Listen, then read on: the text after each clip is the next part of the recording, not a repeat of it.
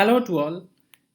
आज हम लोग डिस्कस करेंगे कोल इंडिया के इंटरव्यू में पूछे जाने वाले बहुत से कॉमन एचआर के क्वेश्चंस हैं जो पूछे जा सकते हैं आपसे। मेरा नाम मयंक है और मैं ओएनजीसी में ऑफिसर हूँ। तो चलिए शुरू करते हैं कोल इंडिया लिमिटेड के इंटरव्यू गाइडेंस प्रोग्राम में। सबसे पहला जो क्वेश्चन होता है कि हेडक्वार्टर कहाँ पे है कोल इंडिया लिमिटेड का, तो वो पूछ सकते हैं आपसे। तो हेडक्वार्टर आपका कोलकाता में स्थित है। और कोल इंडिया के बारे में अगर हम लोग देखें तो कोल इंडिया एक महारत्न कंपनी है और ये ministry of coal and mines government of India के अंदर काम करती है। और इंडिया का 83% कोल का प्रोडक्शन CIL के द्वारा होता है और बाकी का जो भी प्रोडक्शन हो रहा है वो बेसिकली हम लोग इंपोर्ट करते हैं ऑस्ट्रेलिया से या दूसरे कंट्रीज से। कोल इंडिया, इसके बाद जो एक बड़ा इम्पॉर्टेंट क्वेश्चन होता है कि कोल मिनिस्टर कौन है। तो ये सब बहुत ही इम्पॉर्टेंट क्वेश्चन है। और अगर हम देखें तो श्री प्रहलाद जोशी हमारे अभी कोल मिनिस्टर हैं।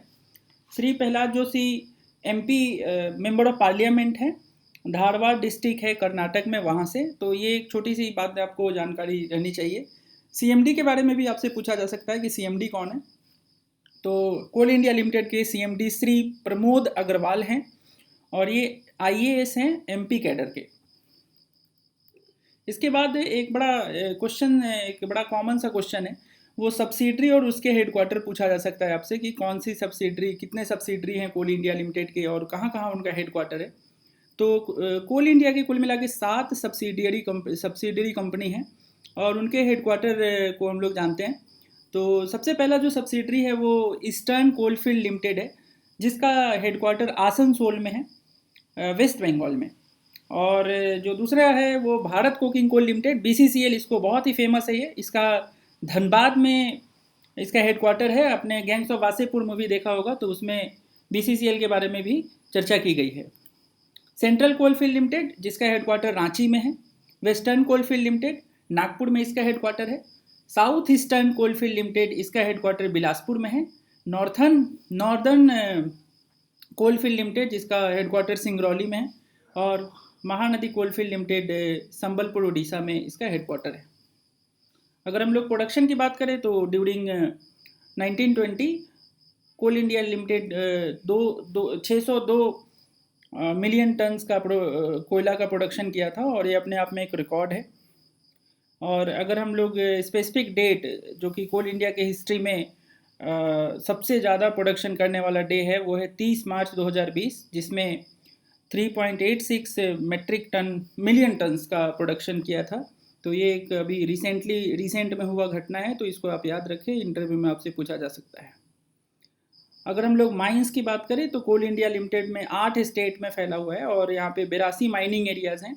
उन 82 माइनिंग एरियाज में से 394 माइंस हैं जहाँ से प्रोडक्शन अभी हो रहा है।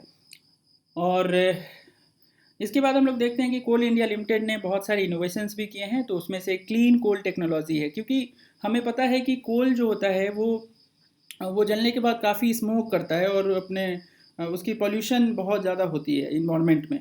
तो वो पॉल्यूशन को कम करने के लिए क्लीन कोल टेक्नोलॉजी का इस्तेमाल किया गया है, जिसमें हम लोग कोल को या तो मिथेनॉल में बदल देते हैं और मिथेनॉल को फिर यूज़ करते हैं, जिससे कि हमारे स्मोक वैल्यू कम हो जाता है। और या तो हम लोग कोल को गैसीफाइड करके सिनगैस बनाते हैं और फिर अगेन हम लोग सिनगैस से मिथेनॉल बनाते हैं। तो रानीगंज में एक कोल इंडिया लिमिटेड का जो एक कंपनी है, वहाँ पे हम लोग कोल से गैसीफाइड कोल को पहले गैसीफाइड करते हैं, फिर सिनगैस बनाते हैं और मिथेनॉल का प्रोडक्शन करते हैं। और दंकुनी कोल कॉम्प्लेक्स DCC जिसको बोला जाता है, वो कोल को डायरेक्टली मिथेनॉल में कन्वर्ट करके और हमें क्लीन कोल टेक्नोलॉजी के मदद से हमें एक अच्छा कोल देता है, जिससे कि हमारा स्मोक कम से कम हो। अगर हम लोग देखें तो फ्यूचर में आउटलुक क्या हो है कोल इंडिया लिमिटेड का, क्या टारगेट है। तो अगर हम लोग देखना चाहते हैं तो कोल इंडिया लिमिटेड ने फ्यूचर में 5 साल के बाद मतलब 2023-24 में 1 बिलियन टन का प्रोडक्शन का टारगेट रखा हुआ है। और इस टारगेट को अचीव करने के लिए उसने बहुत सारे नए जो कोल रिजर्वायर्स हैं, जो कि रिजर्वायर वाले साइट्स हैं, जैसे कि नॉर्थ ईस्ट में बहुत सारे ऐसे रिजर्वायर्स हैं, कोल रिजर्वायर्स, उनको एक्सप्लोर करने की कोशिश कर रहा है और उसमें गवर्नमेंट ऑफ इंडिया से परमिशन मिलना भी बाकी है। अगर हम लोग फिनेंशियल इन्फॉर्मेशन की बात करें तो फिनेंशियल इन्फॉर्मेशन शेयर प्राइस कोल इंडिया लिमिटेड का 131.2 रुपीज़ आज के डेट में यानी कि 29 जुलाई 2020 तक है। और टोटल रेवेन्यू इसका पिछले साल का अगर टोटल रेवेन्यू देखें तो 1,40,603 करोड़ का है और प्रॉफिट इसने कमाया है 17,462 करोड़ रुपए लास्ट ईयर। शेयर होल्डर की बात करें तो गवर्नमेंट ऑफ इंडिया करीब 71% शेयर को होल्ड करता है और बाकी का जो शेयर है वो कोई भी पब्लिक के हाथ में है, तो वो 29.04% का शेयर है। इसके अलावा बहुत सारे क्वेश्चंस और हो सकते हैं इंटरव्यू से रिलेटेड, जिसमें जैसे cooking coal, non cooking coal क्या होते हैं, उनमें डिफरेंसेस पूछे जा सकते हैं आपको। ये HR क्वेश्चन है बेसिकली। और टाइप्स ऑफ कोल क्या हो सकते हैं, बिट्यूमिनस और एंथ्रेसाइट, बिट्यूमिनस, लिग्नाइट। और मशीन कौन कौन से होते हैं जो कोल इंडिया लिमिटेड में यूज़ होते हैं। बेसिकली मैकेनिकल इंजीनियर के लिए मशीन वाला पार्ट बड़ा इंपॉर्टेंट है। सिर्फ आपको नाम जानना है, बहुत कुछ नहीं जानना है। एग्जीक्यूटिव जो होते हैं उसके कितने टाइप्स के होते हैं, तो वो आपको जानकारी होनी चाहिए। इस पर मैं कोशिश करूँगा कि एक और वीडियो बनाऊँ और आपको बताऊँ। फ़िलहाल के लिए थैंक यू। और आप मुझे ये फेसबुक, इंस्टाग्राम और ईमेल पे लिख या फॉलो कर सकते हैं। Thank you all the best.